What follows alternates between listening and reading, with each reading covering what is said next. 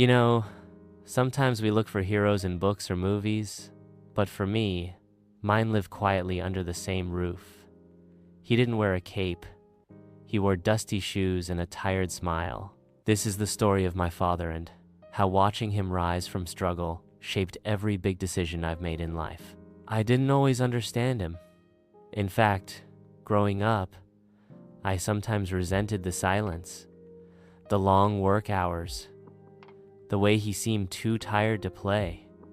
But now, decades later, I see it all differently. My dad was born into a world of scarcity. He grew up in a rural town where school was a luxury and dreams were often replaced with duties. He lost his own father when he was just 9 years old. That moment, it forced him to become a man far too soon. By the time he was 16, he was working full-time to support his mother and siblings. He didn't complain.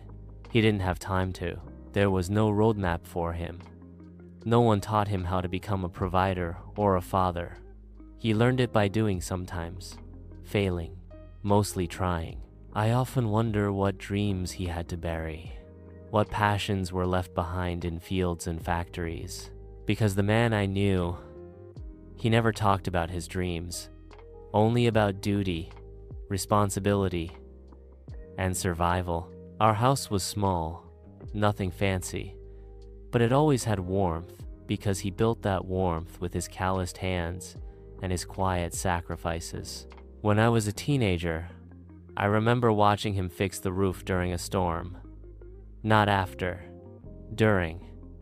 He tied a rope around his waist, climbed up, and patched it while the rain soaked him to the bone. I yelled at him from the window, "Just wait till it's over." He shouted back, "It's already over for some people. I still have a roof to fix." I didn't understand it then, but that moment stuck with me.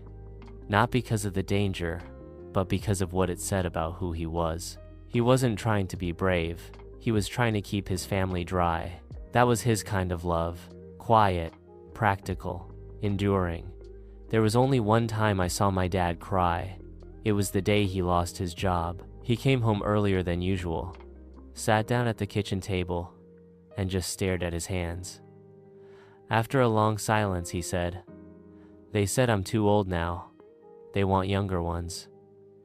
He was 50, too. That night, he didn't eat.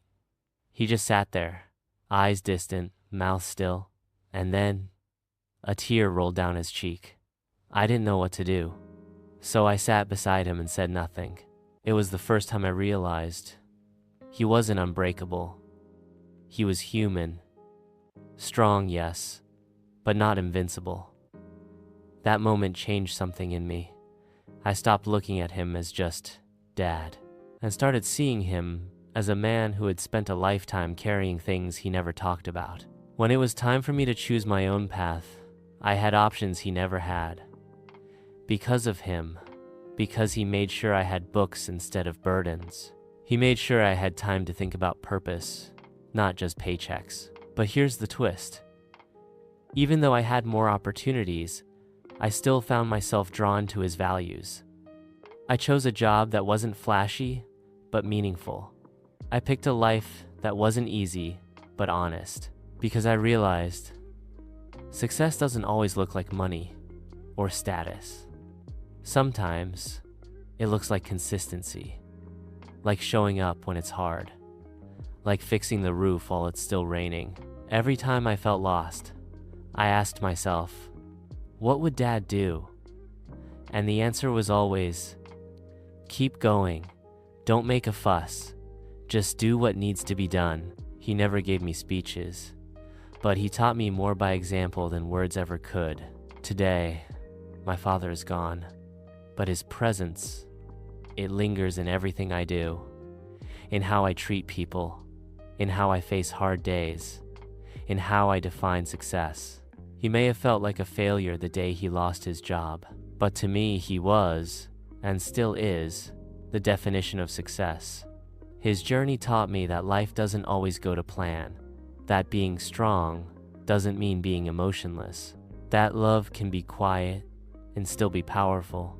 And perhaps the most important thing I learned, It's okay not to have it all figured out, because sometimes the people who inspire us most are the ones who just kept trying.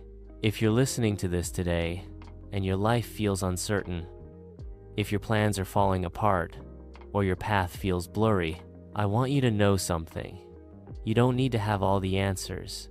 You don't need a perfect blueprint. Sometimes, just showing up, doing the hard thing, and staying kind, that's enough. That's what my father did, and that's what I try to do too. Not because I'm trying to be like him, but because I already am. Whether I meant to or not, thank you for listening. And if you still have your father around, call him. Ask him about his story. You might be surprised what you find. Until next time, take care of yourself and keep walking your path, one honest step at a time.